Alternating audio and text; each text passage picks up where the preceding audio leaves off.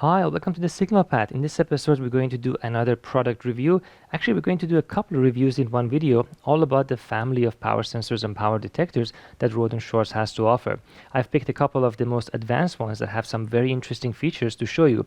I really like it when instruments blur boundaries between product categories. In particular, the Rohde & Schwarz NRQ6 is doing that. I really want to talk about how it works and why it is useful in some interesting measurement scenarios. So, without holding you up, let's go ahead and take a look at each of these items separately and do some experiments with them.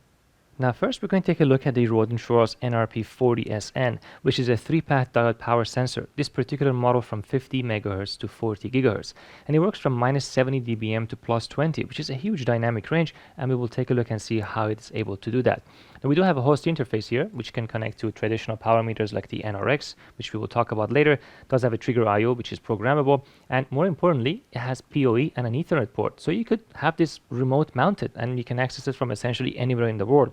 It does have a built-in web interface, which we will of course take a look at as well.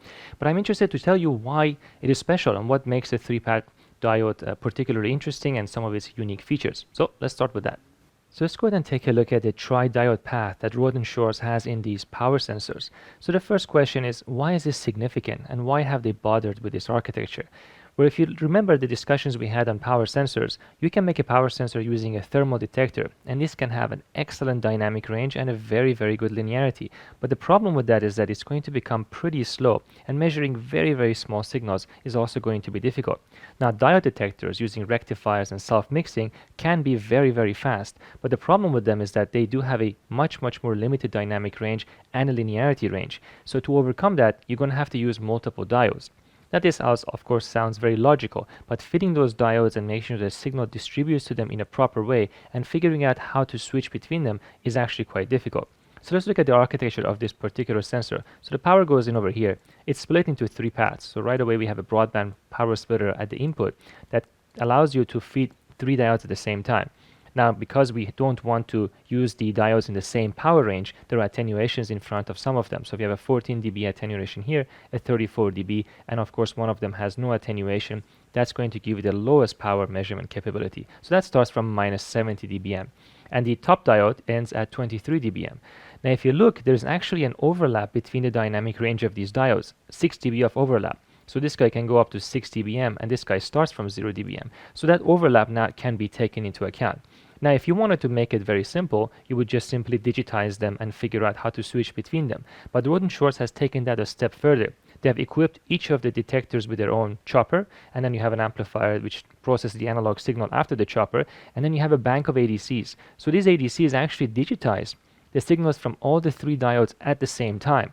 So now if you think about it, you have now a lot of data that you have to process, but now those data have overlapping things which can be digitized and can be processed afterwards. So all the corrections, both the data converter corrections and overlapping and nonlinearity corrections and calibration coefficients, they're all handled after these digitization steps in the big DSP that's built into the sensor. So this now has a lot of advantages. First of all, you get the speed that comes with the diode detectors, but you also get a nice switching between them, and all the hysteresis effects are taken into account, and all the corrections are done in the background. So the user has no idea this is even happening. All you see is just simply the measured power that you're interested in.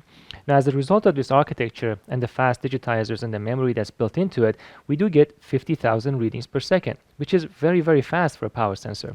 And that allows you to catch very infrequent events. And at the same time, the memory inside of this is built in such a way that it creates a block and fills that block with data before that block is presented to the user. Now that allows you to capture 8,192 readings per block, and then that's a 10 microsecond, leading to a total of almost 80 or just over 80 milliseconds total capture time.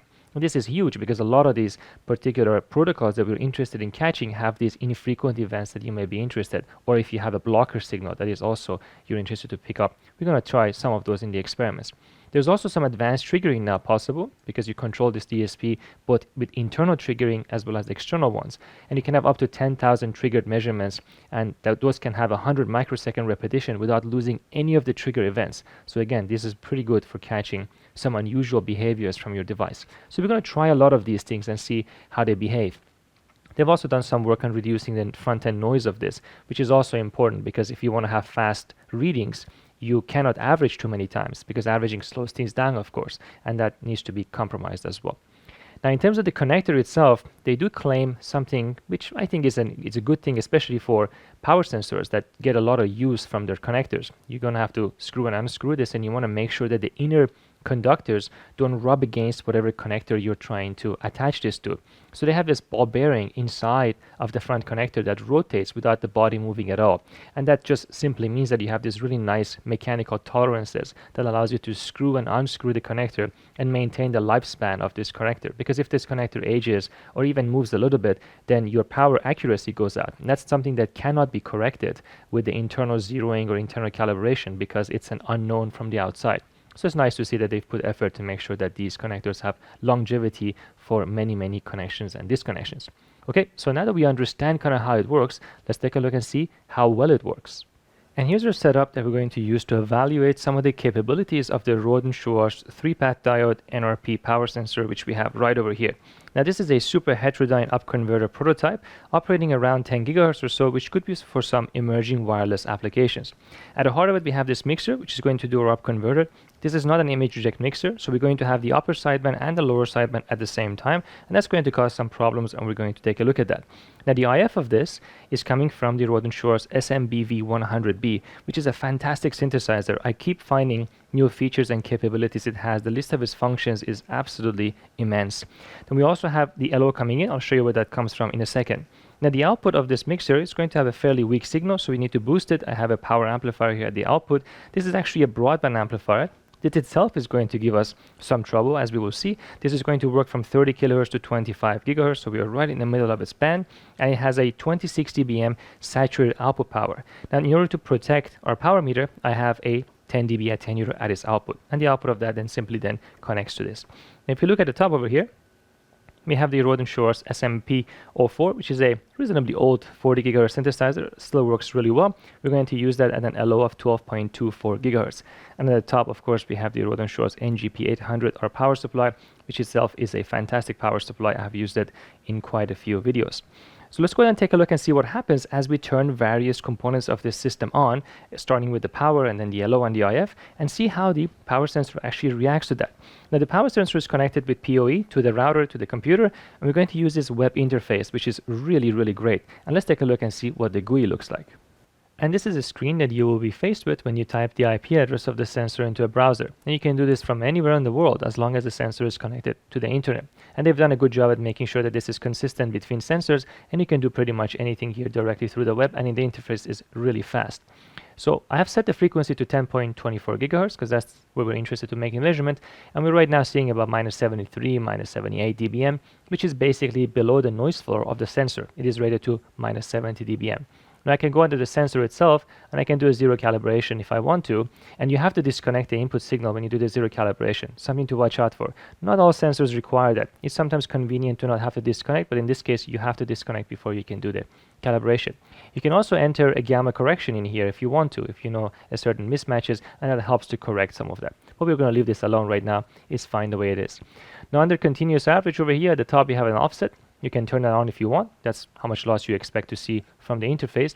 But really most useful is the S parameter option. You can enter the S parameter, for example, of a cable that you have, and it's going to automatically look at that S parameter, grab the appropriate frequency, and do the correction for you. It's helpful when you're doing measurements at different frequencies, for example.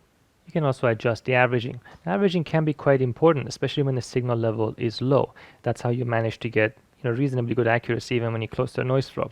Right now the averaging is set to automatic. You can play around with that. We also have an aperture time in the measurement, which allows you to specify how long that measurement should actually be. It's the window in which the sensor looks at the signal. Again, pretty helpful depending on the kind of signals you have. But able to do something neat in the GUI. So if you hover over a parameter, it tells you what that parameter actually means. If you hover over the value, it tells you what the command is in order to do this remotely using some kind of a Skippy program. I think this is how all GUIs should be made. It's very helpful to be able to quickly do this without having to dig through a bunch of documentation.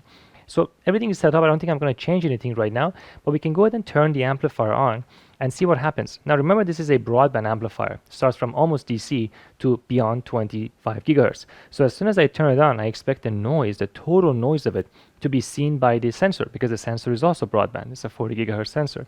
We're going to enable that. There you go. So the amplifier takes about 7 watts, and right away we can see we're seeing minus 56 dBm. So that's just the pure noise, thermal noise, and all the other sources of noise coming from the amplifier itself. Actually, if you assume, let's say, the power spectral density is constant, you can use this value to estimate the noise floor or the noise figure of the amplifier if you know its gain, but it's going to be a rough estimate. Okay, so that's the first thing. Second, we're going to turn the LO on. Okay, now remember there's still no IF. I'm only going to turn the LO on. Here it is.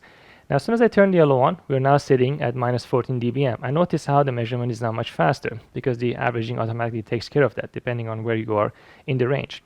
Now, you can also go and look at the trace, and that trace tells me that here's the signal. You can see that it is essentially constant, and that's because we have just a continuous LO. Now, this is the LO leakage from the mixer going through the amplifier. It's already pretty large. Minus 14 dBm is significant. So now I'm going to go ahead and turn the IF on and see what happens when I turn the IF on. Here we go. There's IF. So the power increased now quite a bit because now we have a signal, but now we have the signal on the upper sideband and the lower sideband, and of course we have the LO leakage. Now I don't want to have all those signals at the same time because I'm interested in seeing the behavior of the signal just by itself, either on the upper or the lower sideband. So why don't we go back and change the setup and add a filter to it to make sure that we're only looking at the signal that we actually want to see. So I made 2 small changes to the setup. First, I added a bandpass filter centered at 10.24 GHz at the output of the amplifier before the sensor. This means that we're not going to get rid of the LO rejection, we're going to get rid of all the broadband noise that's there, we're only going to keep the lower sideband. The upper sideband will also be filtered out. Second is that I'm using another source to apply the gain control directly to this amplifier. So I can actually change the gain of this amplifier from the outside. So now we have a complex system. We have an IF coming in that's modulated, we have some gain control applied, and everything is filtered out. Now let's go and look and see what's coming out of the amplifier now. All right, here we are. I also increased the IF amplitude so we can get a bit more power out of the power amplifier here. Remember that we have to add 10 dB to this. Actually, before I forget, let's just add it over here so that we remember what the actual power is because we have that 10 dB attenuator. Okay, so here's our power. Let's go ahead and look at the trace here. Now, right away we can see that there is some activity. This means that there is some amplitude as a function of time variation from the signal. Now, this is a really fast power sensor, so we should be able to do some nice analysis and see what kind of amplitude modulation we see and if there are any issues. Right now the trace length we're looking at is 1 millisecond. We can increase that. Let's look at a 15 millisecond trace. So right away there's some periodic behavior. Okay, let's increase the number of points 10 times more, let's say to 2500. Now we are really sampling pretty quickly and we can see any unusual behavior. Now this is a little bit difficult to look at, so let's take advantage of the built-in triggering to stabilize this waveform. So I can go under trigger here and I can change that to internal. Now the line is over here because it's triggering at 100 milliwatt, and this should really be in dBm depending on which it is you've selected. So let's go and change this to, let's say, 1 milliwatt, which is 0 dBm. There we go. I'm going to add some hysteresis here so it doesn't jump around a little bit more. There you go. We have a nice stable waveform. Now you can also do dropouts and hold-offs, which is the area of the power calculation it ignores before and after. There's a lot of interesting things you can do by playing with these parameters depending on what kind of amplitude modulation you have. Sometimes you have a broad spectrum amplitude modulation, sometimes you have pulses. If it's a radar, it's going to have a different behavior. So these are intended for those purposes. But take a look. There's a glitch in there. And that glitch is really, really short, but we're catching it. Remember, this is a power sensor. We're looking at a tiny variation in the output amplitude across an already varying signal, and we're catching that directly in this waveform. Now, there's a lot of things missing in this GUI. For example, there are no cursor, there are no markers. It really needs those. Like, I cannot do anything to this waveform. So definitely some of these have to be added if we want to use the web-based one. There's a dedicated software we can also use. So looking at this, we can see these glitches are essentially random, which means that they're not in sync with our modulation.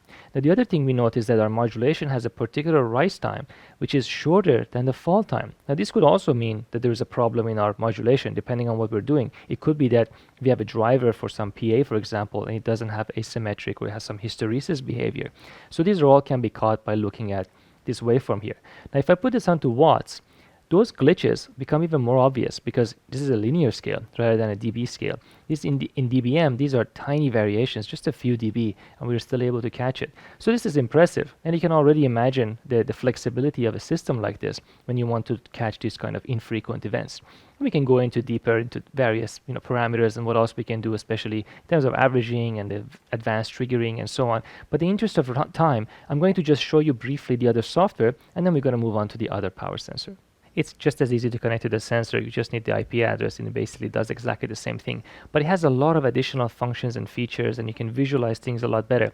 Now, if they want people to use the built-in GUI, they should really bring all these features onto it, so it becomes just like this one, and then it's even more useful to connect to it from anywhere, from any browser. Now, I have set up basically the same waveform. We have the same triggering conditions here on the right. Now we have a lot more options, of course, and I have a couple of markers. So you can put a reference marker, and you can do measurements with respect to the reference marker. So for example, here we can measure exactly the dynamic range of this particular AM modulation. You can see that we have quite a large, 40 dB of extinction ratio, which is quite good.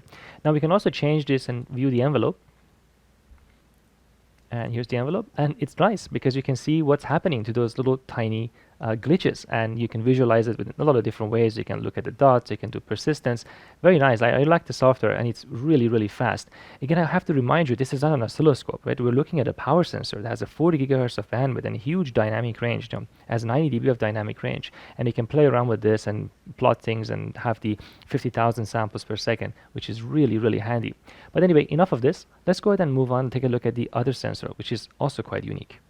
And here's the Rohde & Schwarz NRQ6, which is the frequency selective power sensor. Now, this is a very interesting instrument in itself. It blurs the boundaries between a power sensor and a spectrum analyzer, and as a result can do some unique things which we'll take a look at as well. This particular one is 50 megahertz to 6 gigahertz, and it can measure power as small as 130 dBm to plus 20 dBm, and we'll see why it is able to do that. It does have, of course, a host interface as well, so it can connect to the NRX in a similar way to the previous power sensor. It does have PoE, exactly the same way with the built-in web server, and a lot of unique features, and a whole slew of SMAs here for IOs, LOs, and clocks and so on, which will make much more sense once we take a look at the architecture of this and try to use it in some of its applications. It actually does have fans, and this grid is removable in case dust starts building up in there. So there's a lot going on inside of this, and as a result can do some pretty cool things. So let's talk about how it works and then try it in some experiments. So we have our RF input, that's the input exposed to the user, type N connector, and then we have immediately a selectable attenuator. This makes sense because you want to land in the most optimum dynamic range of everything else that follows. So there's a through path and a 30 dB path, and depending on the amount of power coming in, the sensor actually automatically selects which one of those two settings it should jump between. It's kind of seamless in the background. You can override it and fix the attenuation if you want to. And then afterwards we have a mixer with an LO which you can actually control. So right away we notice that this is a down conversion architecture. We take the RF input, we take a portion of it, we down convert it, and then we digitize that afterwards. Now in order to digitize it, we're going to need an analog filter, which plays a really important role because you don't want to saturate the ADC, you don't want to digitize the image that you're not interested in, and you also don't want any aliasing. So the ADC then immediately follows. So right after this point now, everything is in the digital domain and happens in an FPGA essentially in real time afterwards. So overall, architecture is quite fast as a result of that. Now we're not done with conversion, we do one more down conversion. This is now fully digital, so then we can apply resolution bandwidth filters after it. At this point, the signal can be handled in multiple ways.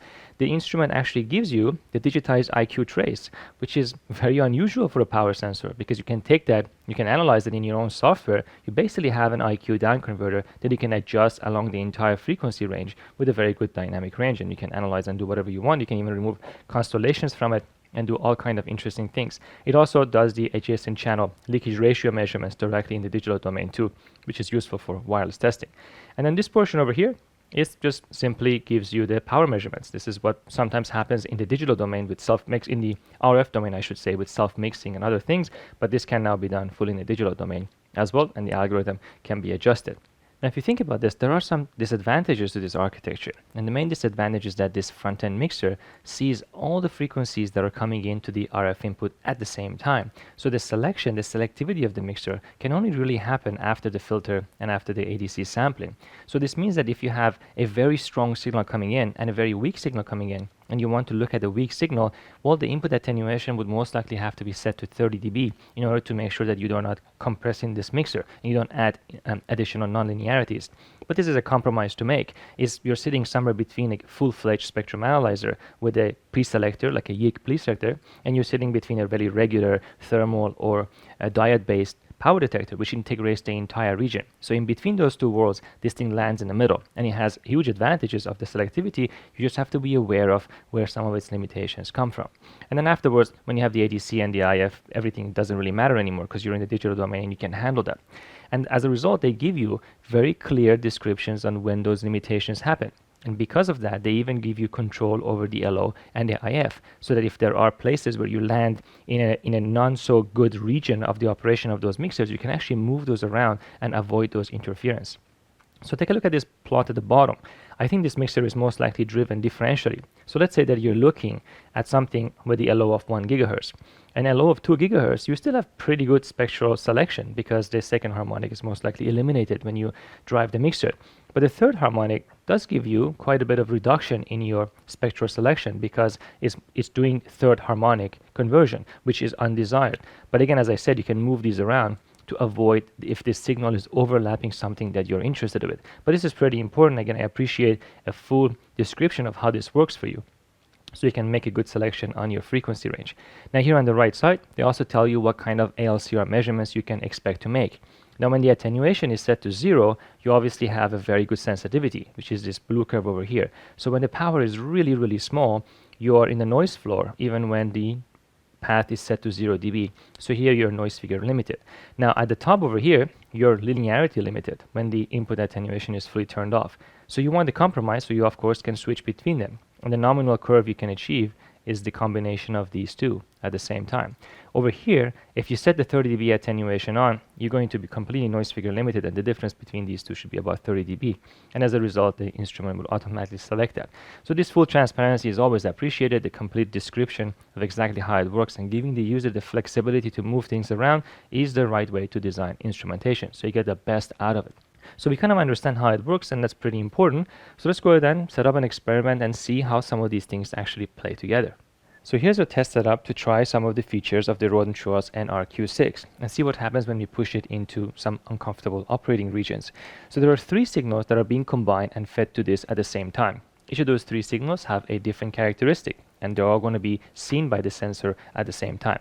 The very first signal is coming from this RF board, and this is going to create an unstable RF signal, and we want to see if we can catch that instability using the NRQ6. And this instability is extremely infrequent, very difficult to catch even with spectrum analyzers. So let's see how it behaves with that. The signal coming that goes into a power combiner. So there are 3 signals that are combined in this region, and then it's fed into this coupler. I'll talk about it in a second. The second signal is an imposing signal, like a blocker, that is fed from here into this last summer that's coming from the Rohde & Schwarz SMP04, and that also gets combined and goes to the sensor. And the final signal is coming from the Rohde & Schwarz SMBV100B, and it goes through an LNA, and this LNA is going to have its own imperfections, and that finally comes in and gets added and goes to the output. You just have to be a little bit careful if you build something like this, because you don't want to damage the devices. And these are non-broadband power combiners. They're tuned, so they have fairly good isolation between their actual input ports. So all of these are happening at the same time. Now the spectrum is going to look fairly complex. So I also have a coupler over here, which couples 20 dB of that out, and it goes into the Rohde & Schwarz ZNL20 over here, so we can look at the spectrum whenever necessary and see what it looks like. Now we're going to turn them on one at a time and look at the different characteristics and make this basically the signal more and more complex as we go forward. So let's start with the simple one. Let's look at the signal coming from this RF port first. Alright, so here's our GUI interface for the NRQ6. It's going to look very similar to what we saw from the previous sensor, but this one has a lot more features because of the capabilities, and I think it's better developed, and it does better in graphing and plotting, as we will see. So right now in the default mode, I have the attenuator set to auto, so attenuation is set to 0 dB automatically, even though there is a signal present. But that signal is quite small, so the attenuation doesn't need to switch. The standard frequency is a gigahertz when we're looking at a 20 megahertz filter bandwidth. Again, remember this is a down converter signal, and you're integrating the entire noise in that band. Even though the sensor says it can see minus 130 dBm, it can't do that with a 20 megahertz bandwidth, of course. You're going to have to reduce the bandwidth. So if I reduce that from 20 megahertz, let's say, to 10 hertz, which is a very tiny bandwidth, now you can detect extremely small signals, as to be expected, and you can turn on averaging on top of that. For example, I can put an 8 averaging over here, and I can turn the averaging on. Oops, that was already on. Here it is. So you can see that minus 130 dBm is indeed quite possible. So let's go and turn the averaging off over here, and let's set this back to 20 megahertz. Now we want to find that signal. The signal is definitely not at 1 gigahertz. If I go a signal check, you can see the spectrum, which is pretty cool. I mean, this is basically a spectrum analyzer at this point, and you can see the displayed average noise level at about minus 90 under these settings. And there's no signal here. The 1 gigahertz would be right here in the middle, and the plus and minus 10 megahertz on each side represent the IF bandwidth, which corresponds to this 20 megahertz. Let's try the auto set, see if it finds a signal for us. So it's going to auto set that. Basically, it's going to search around and see if it can find our signal. Now, there's only one signal present here, so it's a lot easier to find it. And that is correct. That's exactly the frequency it's at. It doesn't show anything right now, but if I go continuous average, minus 23 dBm. So the signal is definitely there. If I go, but it set the filter bandwidth to 100 hertz, so it's really aggressively narrowed it down.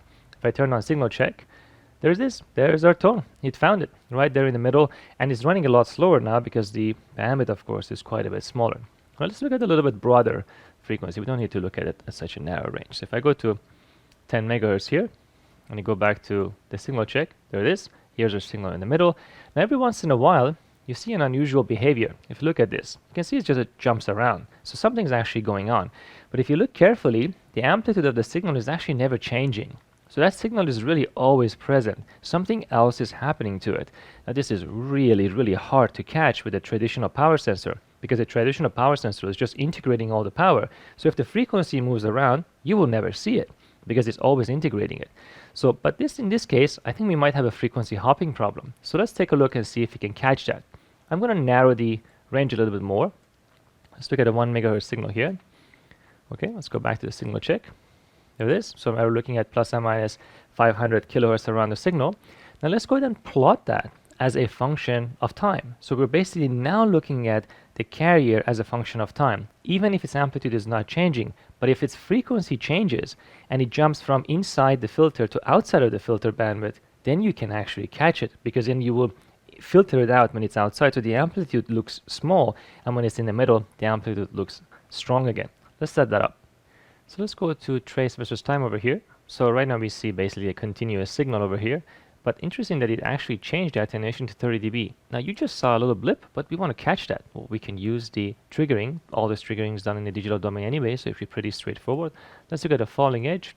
A normal trigger. Let's set to the triggering point to minus 30 dBm, and we can increase this to, let's say, 5 millisecond per step time here, and we can shift the triggering point a little bit further out so we can see it in the middle of the screen, 5 millisecond, and here it is. That's all I had to do.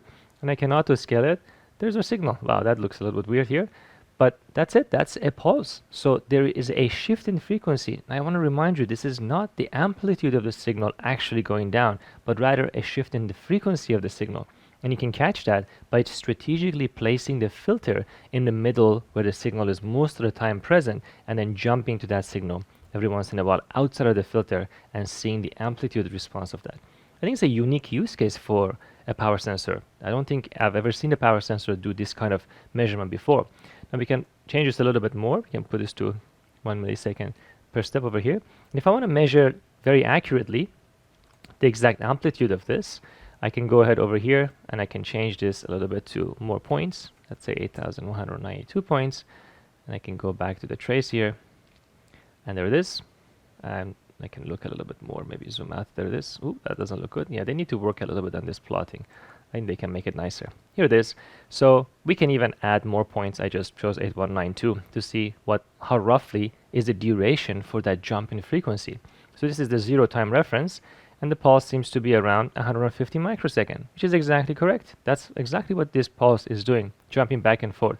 But very quickly, we managed to do this, and this is again a very unusual thing to do, but it works very well. Now it's a little bit easy to do this because there's only one signal, and the auto setting and everything will be more difficult when there are other stronger signals present.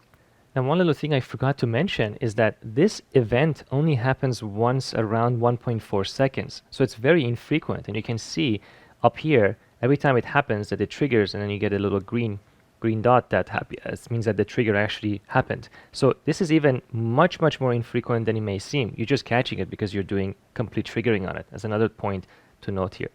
So now that we know we can do this, let's go ahead and take a look at the second source. Let's add another source of signal and see what happens when a blocker starts interfering to it. So now I have enabled our second signal, that one's sitting at 2.8 gigahertz, and right now we're measuring -67 dBm, which is pretty close to the noise of the actual instrument. That's because those signals are really small. If I go under signal check, you can see that those signals are quite tiny. They're just below -70 dBm, and there's two of them. When you add them up, you get -67 dBm. And this is visible right now nicely because the attenuation is set to 0. Now I wish that on this plot it actually showed the power and it also showed the attenuation, so that it's not so confusing. I think that the GUI definitely can use some improvement and it will make the usability quite a bit better. So here's our two tones here, nice and visible. We can measure their power. But I'm going to now bring in an imposing signal and see how that makes the instrument react to it, especially in terms of the attenuation. So let's go ahead and enable the imposing signal. First, it is quite small in amplitude. I'm going to bring it into the band. There it is. You can see it creeping in from the right side. There it is. So it's still quite a bit larger than the other two signals, but it's not large enough to change the attenuation. And the skirts that you see around the blocker, that's just the phase noise coming from the synthesizer. And you can see that it's the actual the sensor is low enough phase noise that we can catch that. So we can go through. You can see it can interfere with those. Nothing happens. The measurements are still correct. But I'm going to now increase its amplitude. And then let's see how it behaves when we do that.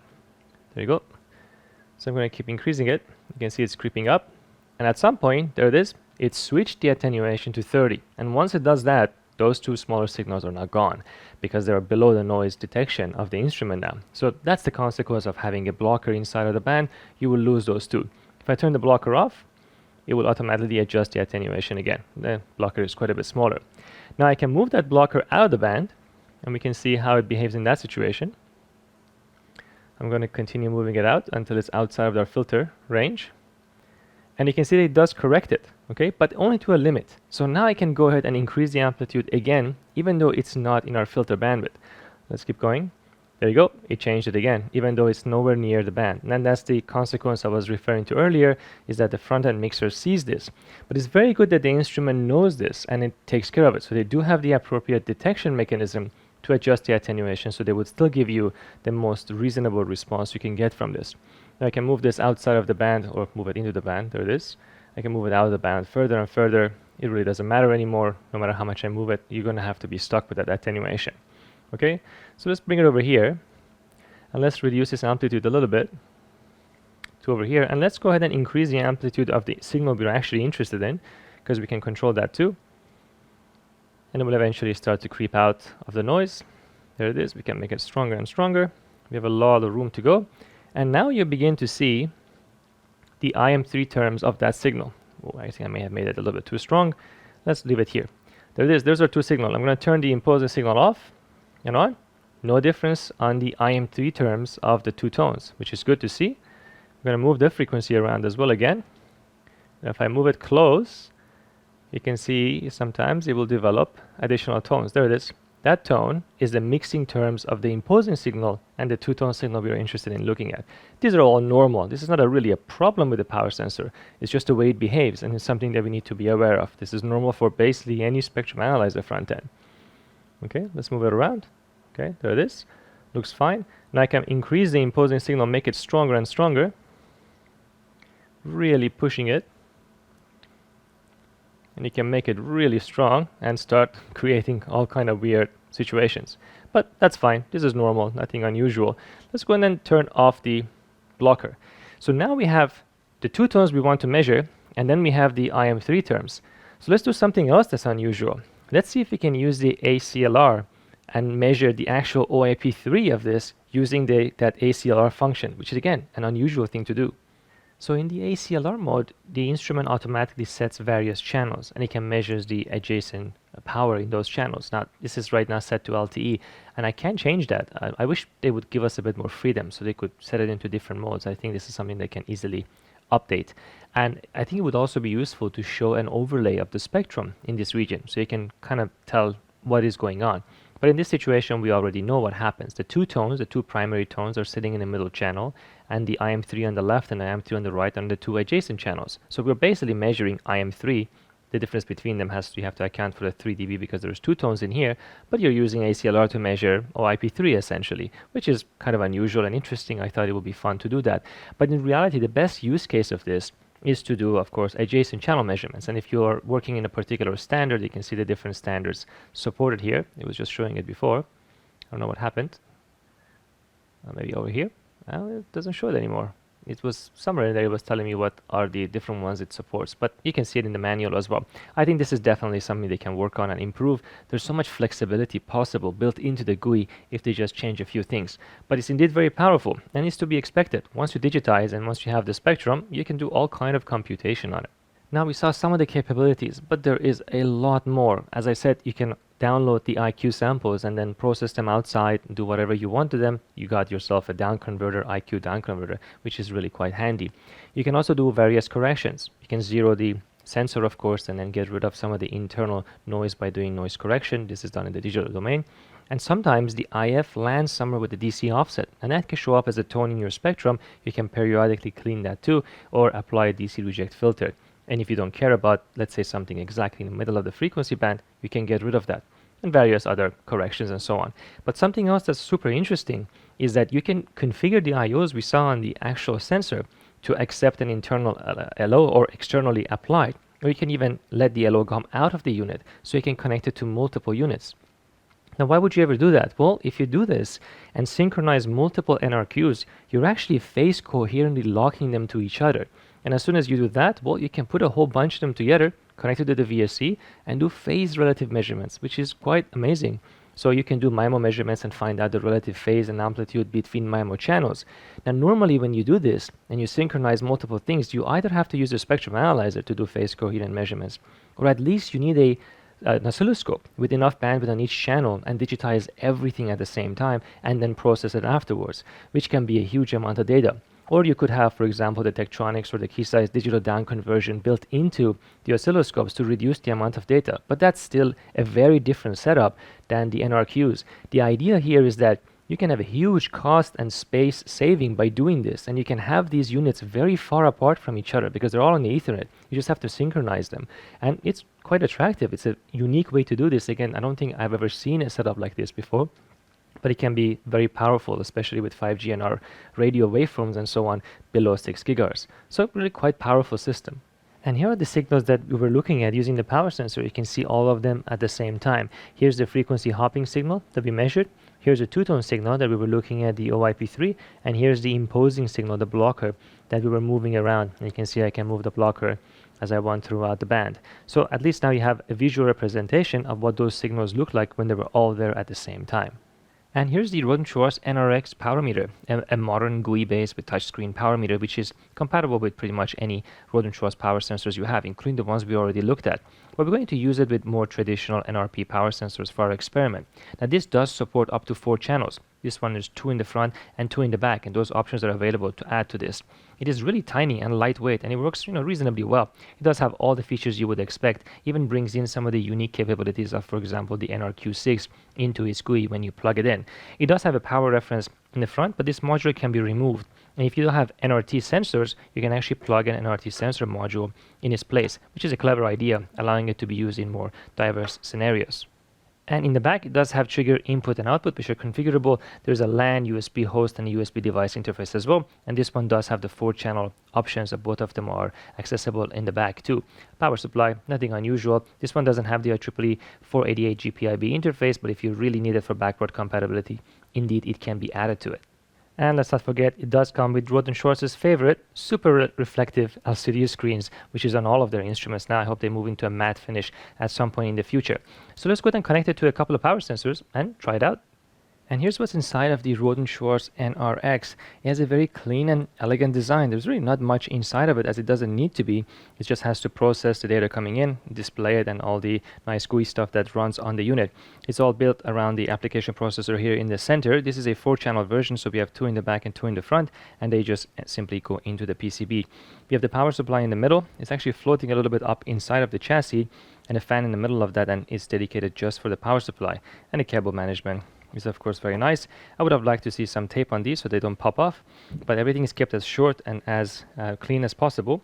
On the other side, really we have nothing, just a flash memory for the application processor, and then you can see that I have taken this one out, and we'll see what it looks like on the inside. And that's how that module connects to the main PCB. And yeah, it's actually quite small and lightweight, as to be expected. Now we have to also keep in mind that the digitization is not done in here, it's done inside of the sensors, because the sensors can also be connected to the USB. So this thing can be made really nice and simple. All the Ethernet and USB interfaces are all built in there, but I did want to take a look at the modules that plug into the front, because there we should find something interesting. So I have both of the modules here open, and the top one is for the NRT sensor interface, which is really nothing more than just translating with an FTDI into the instrument. And they even have a little clip there. They really want to make sure everything is as clean and nice as possible. And it's nice to have the same interface inside of the instrument. Now I don't have any of these sensors, so I won't be using this, but it's cool to see what's inside. Now the actual reference for calibrating it is a lot more complex than I was originally anticipating. This is an ADI 1 gigasample per second 14-bit direct synthesis DAC. So they've put quite a lot of stuff in there to generate the 50 megahertz or whatever signal they need. And then over here it splits into 2. These are switches, and then they must be doing some leveling and adjusting and so on to make sure that this is calibrated. Another nice thing is that the front-end connector screws into this, so if you ever damage this, it's actually not difficult to replace. It's not directly soldered to the board, which is nice. It'd be cool to kind of reverse engineer this at some point and see how they do the leveling, but there's a lot of hardware in here just to make sure that the reference is set, as you can see. So very nice to see these designs again from Rohde & Schwarz. But let's go ahead and use the instrument. So here's our test setup, where we're going to use 2 NRP power sensors combined with the NRX Power Meter to measure the characteristics of an amplifier, in particular the input matching characteristic and the saturated output power as a function of power supply. So here's amplifier in the middle. This is a reasonably high power amplifier, about 24-25 dBm, and it's fairly broadband. It goes all the way up to 18 gigahertz. We have the input coming over here from our SMB V100B. It goes into a coupler. This is a directional coupler. So the input goes over here, hits the input of the amplifier, and the reflected wave goes back over here, and it goes through the NRP Z11. Now this has a minus 67 dBm input floor, so it can measure very small signals. It's good for measuring the reflected signal because we want to have a very low input signal. So I'm using the NRP Z11 here. Now the output of the amplifier goes into a 10 dB attenuator to make sure that we don't damage the power sensor, and the power sensor here is an NRP Z51. This one goes up to 18 gigahertz. This is a thermal power meter, and it starts from DC, which is quite nice. So you can measure very, very nice low powers even at very, very low frequencies. And both of them are of course now connected to the NRX Power Meter, which we're going to take a look at the same time. So let's go ahead and see how the NRX actually behaves. And here's the instrument when both of the sensors are connected from the setup you just saw. And we can go ahead and zero these just to make sure everything's zeroed out. So let's go ahead and zero. Let's just zero all the sensors, and we'll take a look at a couple of the settings. This will ensure that we have basically the baseline minimum measurements that these sensors can do. There we go. You can see the values are a little bit smaller. Now you can go into the settings of any of these sensors, and you would get basically what you expect. You can set offsets, you can make sure that the attenuation is correctly, the frequency is correct, and you can change various limits so that it warns you if you're above and below that limit. There's trigger settings and everything. I'm not going to go through all the details because it's all the functions you would expect. I'm interested to see the actual result of the experiment. Now in this situation, to accommodate for the offsets that we have in our system, both from the coupler and the input attenuator, I have put an offset of 10 dB in there. If you go into any of these settings, you get a nice GUI at the bottom so that you can go through all the different configurations. And you can easily go back to the main menu here, and one more escape, you get this. Now if you want to have more than 2 sensors, indeed you can.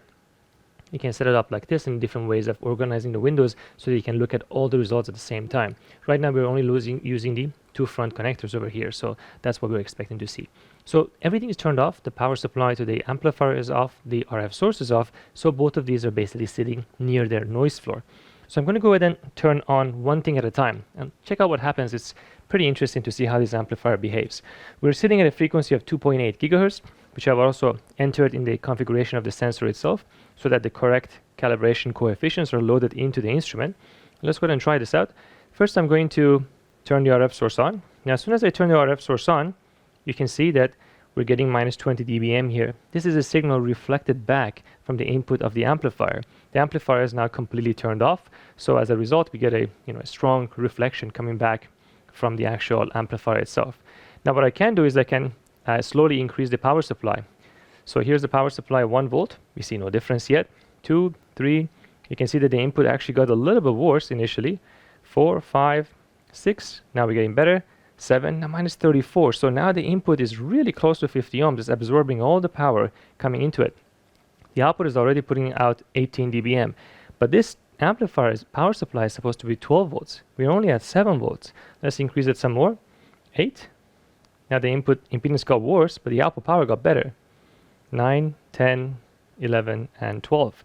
So this is an interesting thing because it tells us that in order for us to get the highest output power coming from this amplifier, which is the saturated output power of 24 dBm, we actually don't have the best input matching. And this can happen. It just simply means that the biasing conditions is optimized for the entire frequency range. This is a broadband amplifier. And it happens that at 2.8 gigahertz right now, the favorable input impedance is not the full power supply. But if I change the frequency to a higher frequency, let's go to, let's say, 4 gigahertz, you can see that when I change the power supply, it wouldn't make much of a difference. You see, it changes by a few dB, but not nearly as much as it was doing before. So this is a compromise in input matching. This is what happens when you have active matching of amplifiers. You have to make these kind of compromises when the amplifier is really broadband. And this is an example of how you can use multiple power sensors to monitor these things simultaneously. Then you can imagine we can have 4 power sensors. Look at the input power, you can reflected power, you can look at the output or the reflected output from, let's say, a load that's not well matched, or if you have an antenna that's not well matched. That's one of the reasons why having multiple power sensors is so crucial. You can compare results and capture them all at the same time and make sophisticated reports, especially in production testing, on what happens to your devices. And there you have it. I hope you enjoyed this extensive review of the Rohde & Schwarz power sensors and the NRX Power Meter. As always, if you liked the video, please let me know in the comment sections. These reviews do take a very long time, so I'm grateful to the Patreon supporters that help the channel. If you'd like to join them, the link is in the description. It is always very appreciated. And if you do end up buying one of these because you watched my video, please do let Rohde & Schwarz know about that. I get no benefit from the sales of these units. It just maintains a good relationship between myself and the vendor, of course. And as always, let me know what you think in the comment section, and I'll see you there.